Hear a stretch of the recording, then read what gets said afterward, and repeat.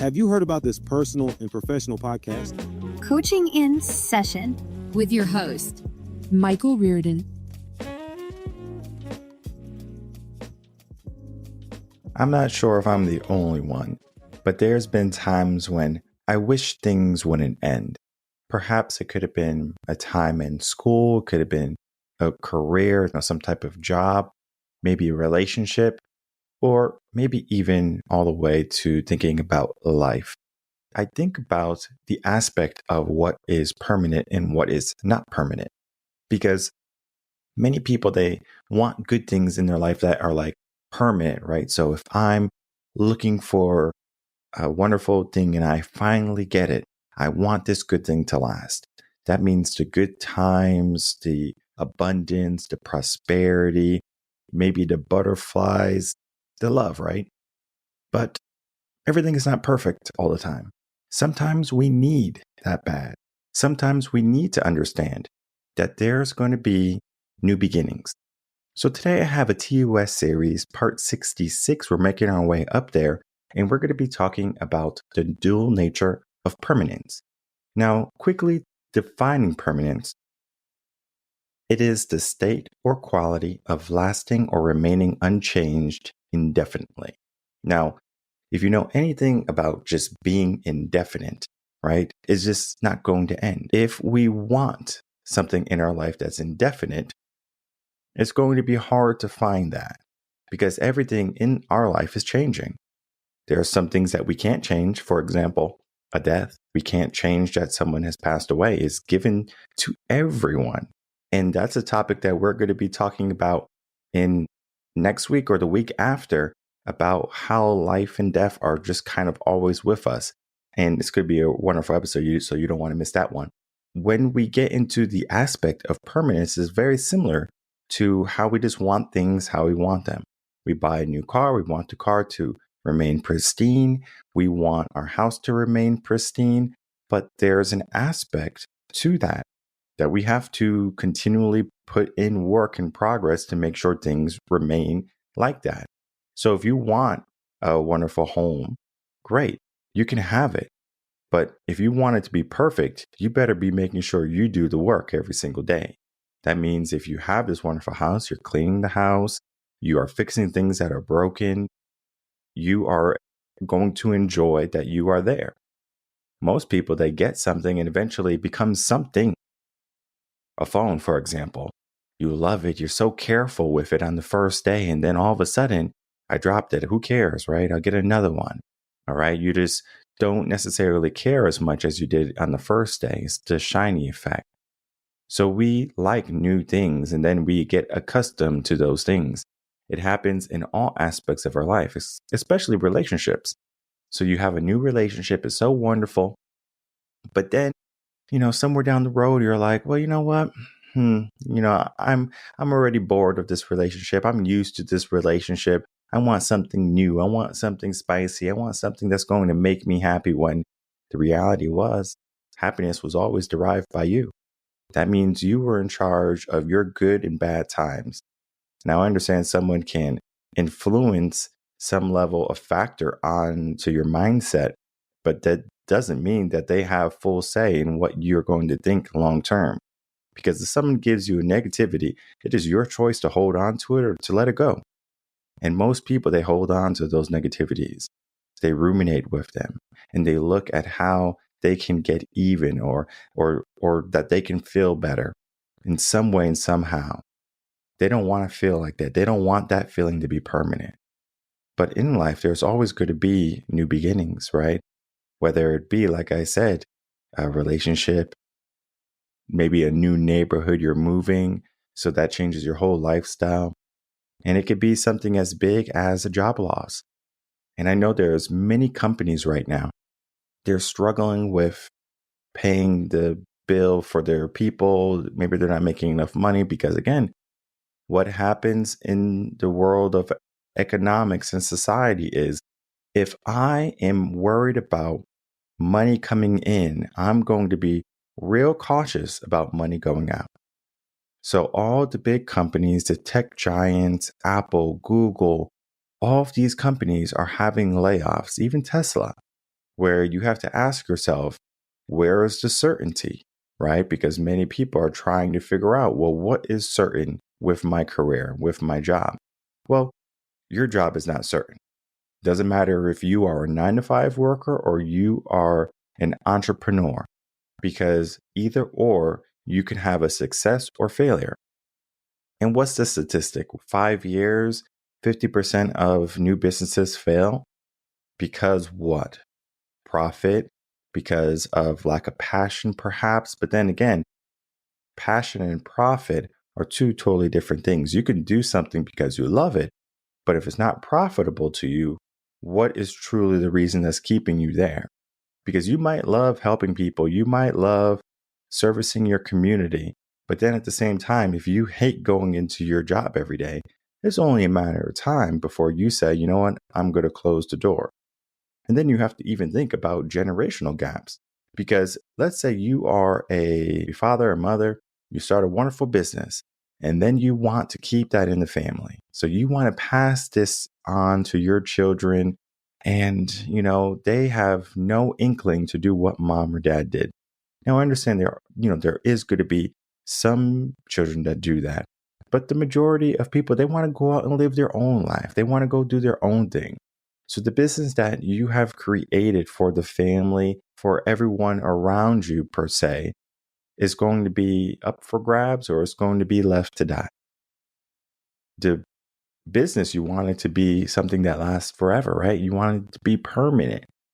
But in a sense, things are not going to be permanent. And today we're going to be focusing on careers, especially right now. Like I said, there's so much uncertainty when it comes to jobs. Many people are losing their jobs. Many people are living month to month thinking like, am I going to lose my job? And rightfully so. You should be worried about an income, because if you don't have an income, then how are you going to provide for yourself? How are you going to pay the bills? How are you going to keep a roof over your head? How are you going to keep your belly full? One of the fears I believe many people are holding on to is the fear of not being able to sustain the lifestyle that they have today. So that means if you're living in a luxury home, in a house, and you have all of these fast cars, a fear of yours is to lose it. Now, it might not be something you think about every day. You're not going to wake up in the morning and say, whoa, I'm afraid to lose my house. I'm afraid to lose my car. But when you don't have as much money, and you are more focused on the money right now, you are going to worry about it a lot more than someone else who has an abundance right now. Because yes, if you think of it as like a water level, the water level is going down, down, down, down, down. When you get halfway, you might say, whoa, I'm getting close to half, but halfway might be millions of dollars.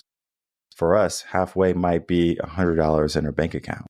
So depending on where you are, this article right here, TUS Part 66, The Dual Nature of Permanence, is going to give you a different type of mindset. If you are familiar with the articles and the blogs, TUSs are for people who have a very strong mindset already. Now, we talk about different levels of impact when it comes to permanence. We talk about financial strain, we talk about the identity crisis, and we talk about emotional turmoil. And I hinted at all of these previously, but financial strain is going to be the biggest one, because if you're worried about money, you're not going to be spending money. Your wants, your needs are going to change drastically. However, many people will still retain some of those habits that are making them poor, whether it be poor physically, like you don't have money to pay for things, or you have a very poor mindset where you are not financially literate in doing the things that are going to bring about more money into your life. Now, I understand getting money is difficult for people who don't know how to make it properly. Now, there's many ways you can make money. You can get a 9-to-5 job. Of course, now you're trading time for money, and that's going to be the most laborious and most difficult things that you can do with that, unless you're charging an exuberant amount because of your skill level, etc. If you are a person who is an entrepreneur, I was listening to a radio show. The lady was worried about paying her salary for her workers, and she had a couple of workers. I think it was like 3 or 4. their salary was $50,000 around there. And the profit for the company was about 40, 42, 45, something around there. So that means her workers were making more than what she was. Now, of course, the company is profitable, but the issue is that something that she wants to do long term now? Because she can say, I'm going to close up shop because I'm only making $42,000 a year, and I can go work at McDonald's and be a manager and make $110,000 a year. So you're doing it for love or you're doing it for money, right? So sometimes you have to ask yourself, like, is this good or is this bad? And I think of Will Jocko. He's a leadership ex-Navy SEAL or former Navy SEAL. And he talks about the idea of good and bad. So if something good happens, he goes good. If something bad happens, he goes good. It's the same type of mindset. It's like, no matter what, we're going to keep on pushing. So if we make a profit, good. If we don't make a profit, good. Okay, let's start to look at what needs to be changed. And when it comes to individuals and that change, it's like, well, I don't want to change. I want things to be permanent. They want good. They want abundance. But we do have to understand things have to change.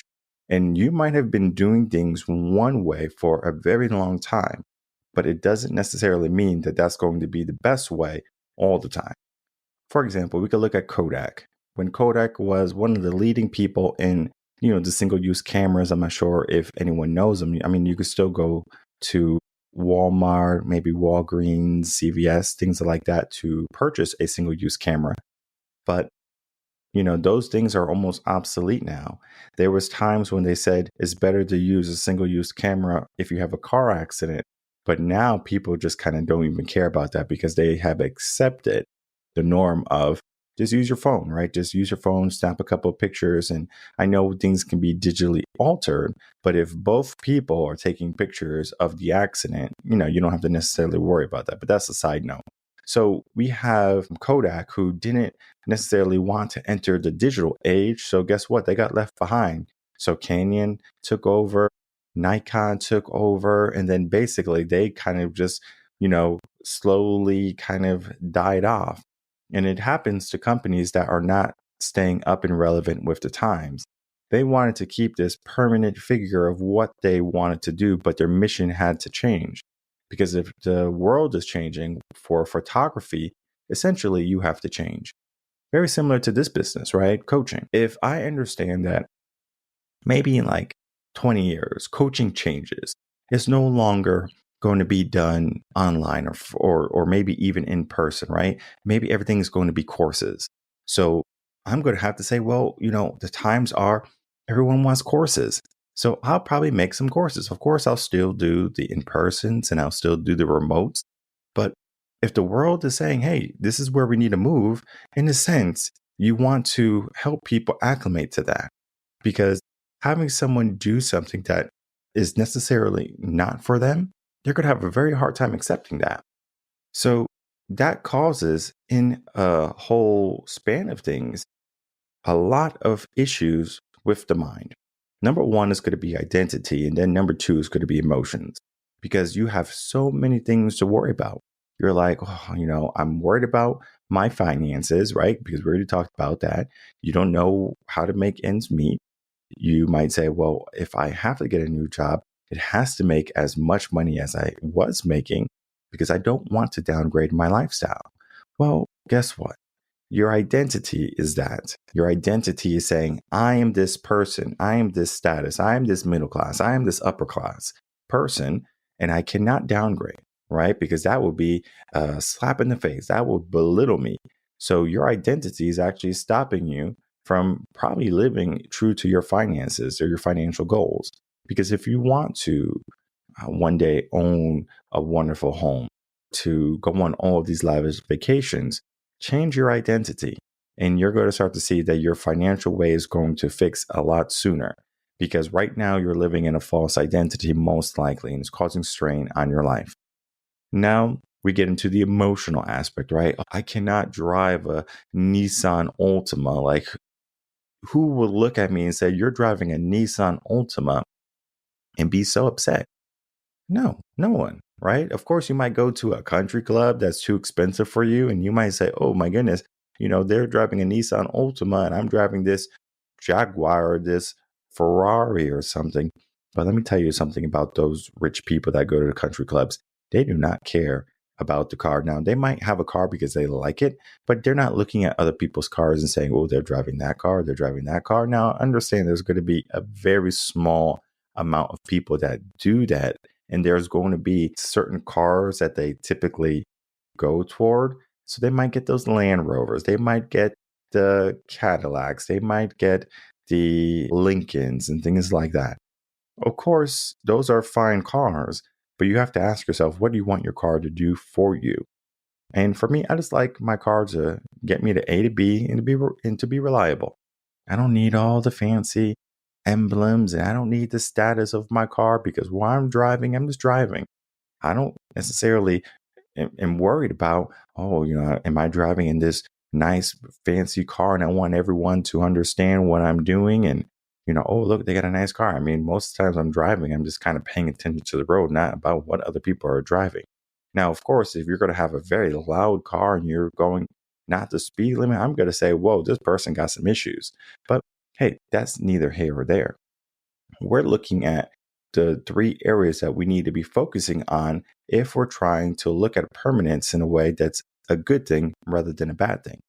Now we're getting into the opportunities for us to grow because we talked about all the bad things and the bad things are important, right? Because we need to be aware of what is happening in our life that we need to change or we don't know what's going to be, necessary to change. For example, people typically don't come for coaching if they think everything is good, right?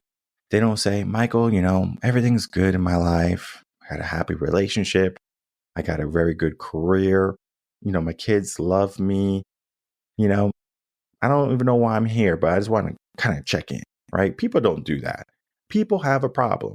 People say, my career is messed up. My life is messed up. I want a relationship. I don't want this relationship. They can talk about all the different things that they're not happy with, that they're unhappy with, that they want to change. It's not so much of, I don't need help, right? I don't need help. I'm just making sure. Most people, they come, they need some type of help. So you might ask yourself, why in the world would someone come to you if they don't need help? Well, let me ask you this. Do you go to the doctor every year, right, for a checkup? You should. Do you go to the dentist every 6 months? You should, right? You might not have a cavity. You might not have a heart problem or something like that. You might not have any pain anywhere in your body, but you still do the work to check in. Why do we check in? Because we have to understand that as we are growing up, things change. Our body's naturally going to change, right? Who you were when you were 16 is very different than who you are at 30. That's going to be a learning lesson for many individuals because we think that we're just, this permanent being, right? Because we always think about life. We think about always being here, not so much about always not being here. That's why many people don't have retirement funds because they're always thinking about being here. Right? I'm worried about being here. In a sense, the mindset of that is a positive thing, but financially is a risky thing. So we look at the blessings for what happens when we can get a new beginning, right? The good stuff now. We are going to be able to develop our skills. We are going to be able to start new businesses, perhaps, or start new careers. And then it also leads to better personal growth. What is personal growth? Personal growth is meaning that who you are today is going to be an insignificant person tomorrow. That means you can look back at your previous self and you can say, whoa, I have changed so much. Now, that change typically doesn't happen in one day. It typically takes some time. You're going to have to give yourself a week, maybe a month, maybe a year, maybe even longer than that. Depends on your resources too. Because if you don't have the resources to get a mentor, get a guide, a coach, or someone, you're going to have a much more difficult time doing the trial and error. So we're trying to evolve ourselves because the only person that you should be in competition with is yourself, essentially, the day before. So that means the person you were yesterday How can I be better than that version? Maybe I do one sit up today, right? Maybe you did 0 yesterday. Maybe you're looking for a job, right? You're looking for finance blessings, right? Let's figure out how you can make more money. If it is maybe making some calls, maybe it's doing some ads or something, right? Try something different. There's many ways and many things that you can do. And sometimes you could do things very quickly. And sometimes things are very systematic and they're going to take some time. The issue when you have a business, I have found, is you can't do everything yourself. Number one, you might not have the skill for it. And number two, you definitely don't have the time for it. So in a sense, you rely on people to help you out and to do the things that are things that maybe you don't want to do, things you don't have the time to do, or the things you don't have the skill to do. So now you're almost at the liberty of, these individuals. And if they do a good job or if they don't do a good job, that's going to be something that you have to learn from experience. And it's so funny because I hear stories from like people who work in politics or they work in these big companies and they hire someone who might have a good track record of working for other Fortune 500 companies or working for other offices. And you hear about all these mistakes that this person is making, their attitude and things like that. And it's almost like they don't even appreciate the job that they have and they might be making very good money. So it's not so much always about the income that you're going to be attaining from a job. Because if you don't like the people that you're working with, or if you don't like the end goal of your job, for example, let's say you're in IT, right? Your job might not bring any meaning to you, right? You just fix someone's computers. And if you give yourself this idea of helping people grow and fixing, people's computers and that helps them be happy, sure, right? That's maybe more for like a fix it type shop. But if you're just like an IT for a big company, it's almost like people only come to you when they have problems, not so much of when they don't have problems. Like, hey, how are you doing? Like, hey, I have a problem. I need you to fix it. So that can be something that people have a hard time with, and they typically struggle with that. I've seen it happen too often, but when it comes to different levels, it just depends on your career and your role. You have to understand that the job that you have is never going to be permanent. All right. The only job I think is permanent is a parent, right? Like, and then parent meaning everything that comes with a parent. So you're a parent, you are a grandparent. But even that, like some grandparents are like, I don't want to be with, my grandkids or whatever. They want to go travel the world. So depending on the person, the job can be permanent or not. Because I even know some parents that are not like permanent, right? They're like, well, I'm just going to go off and do my own thing. I'm going to go leave the kid with grandma or grandpa or my brother or my sister or someone else, right? I want someone else to take care of this problem essentially, right? Because they are stopping me from living my life. Okay, great. Whatever it is, accept what it is. You might be that kid and you have to accept that you have a parent that is not your ideal person, right? This happened quite a bit with millennials. Their parents would just kind of go out, do whatever you want. And one of the things millennials was missing was that, they wanted their parents to say, I love you, I care for you.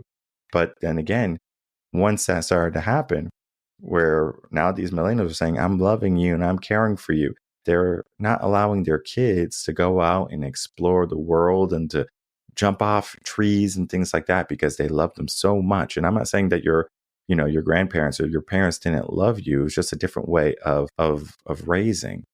And so now there's a different dynamic to the mindset. So we do have to accept how parenting styles are even changing. There's nothing permanent. So there is going to be some things we're going to be focusing on: perspective shift, support systems, and then, of course, we need to be looking at the action plan for all of this to happen.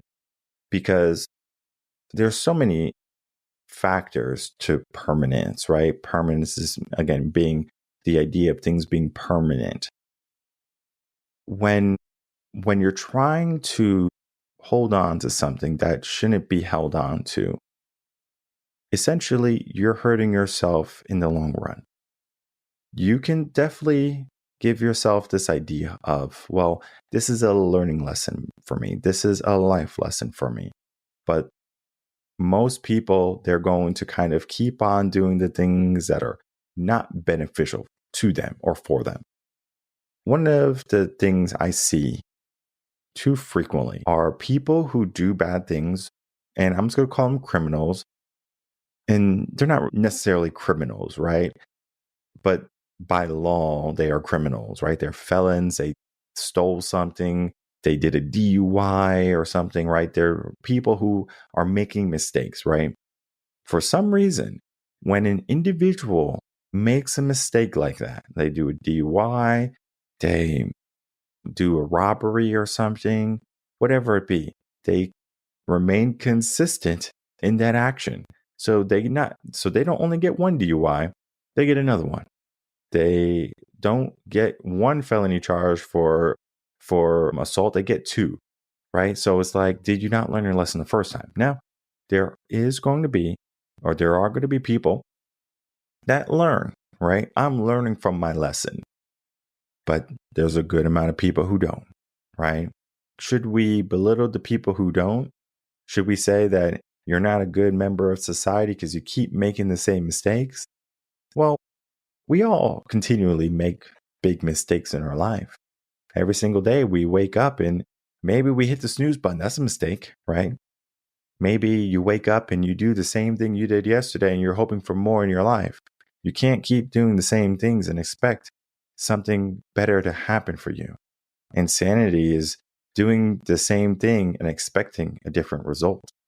So if you're going into a 9-to-5 job, for example, and every single day you make the same amount, but you're dreaming of living a more lavish lifestyle, and maybe your income is at a point where you're saving more than you're spending. Maybe one day you can finally reach it. But then at that point, is that new beginning something that is going to make you more happy? You do have to understand the job losses that are happening, the new beginnings that are taking place. They can be a good thing. But oftentimes people are like, wait 1 second. I have no idea what is happening and I don't like this. I'm so worried about losing my job versus me losing my job as an opportunity to find something better. So permanence is not so much about holding on to things and hoping things never change. It's allowing them to become, something that's in your life for a moment. And then if they don't need to be in your life or if they fall out from your life, it is okay to let them go. Just talking about the Will Jocko thing once more. He understands that some things are going to happen in his life that are going to be good and some things are not going to be good. They're going to be bad, essentially. So he just gives himself the mindset of good. Because if this is not something that I got, that I wanted, something else that's coming next is going to be better. So if you lose your job, of course, you can reach out to us. You can look for some career help, some leadership help. The big thing is to look at that job loss as an opportunity to get something better. Now, I understand you might have worked for a wonderful family. You might have worked for a wonderful company.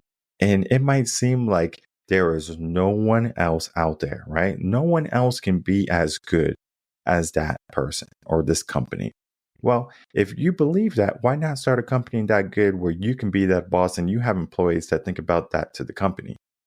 You're going to give yourself a new mission, a new perspective on things.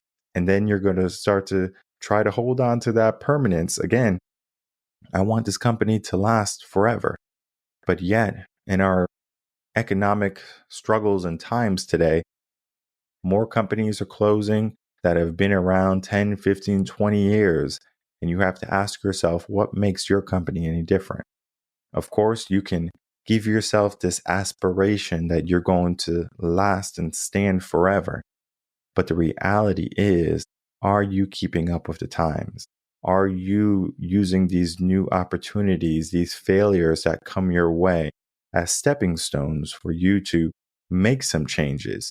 So remember, like I said, nothing essentially is permanent. Now, death is permanent, but when it comes to our life and our working days, nothing is going to necessarily be permanent.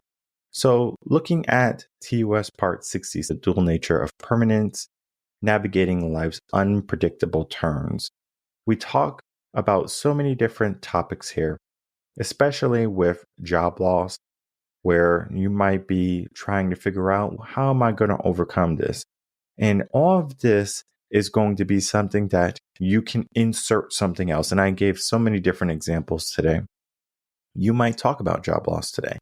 You might think about relationship loss. You might think of a loss of a loved one. It doesn't necessarily matter. You just insert what you need to insert in there that you felt that you lost, because there's always going to be a new beginning. There's going to be another day for you to say, okay, if I want the blessings to come my way, if I want good in my life, this is what I have to do next. If you don't have another day, you're not going to be worrying about anything. So it's something that you don't have to worry about. But for the people that are alive, the people that are ready, the people who are afraid to take action or maybe even afraid for change, understand that change can be maybe the best thing that happens to you in your life. So don't run away from it, embrace it.